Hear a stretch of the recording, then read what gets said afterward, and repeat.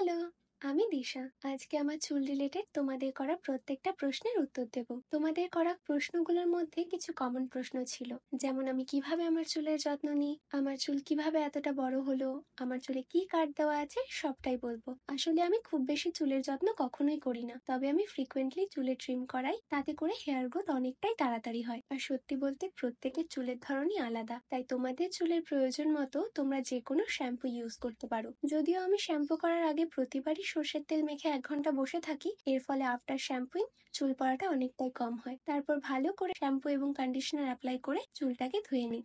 তারপর মাথাটা ভালো করে মুছে নিয়ে কিছুটা সময় ফ্যান চালিয়ে ফ্যানের নিচে বসে থাকি। আসলে হেয়ার ড্রায়ার দিয়ে চুল শুকোলে আমার চুল ভীষণ ড্রাই হয়ে যায়, আর চুলের যত্নের অন্যতম ব্যাপারই হচ্ছে চুলটাকে ময়শ্চারাইজ রাখা। তাই তোমরা মাঝে মধ্যেই বাড়িতে কিছু হেয়ার মাস্ক বানিয়ে নিতে পারো। ভিডিওটা অনেক বড় হয়ে যাচ্ছে বলে নেক্সট পার্টে আমার হেয়ার কাটের গল্প এবং বাড়িতে বানানো কিছু হেয়ার মাস্ক নিয়ে কথা বলবো। তাহলে আজ আসি, চলো টাটা।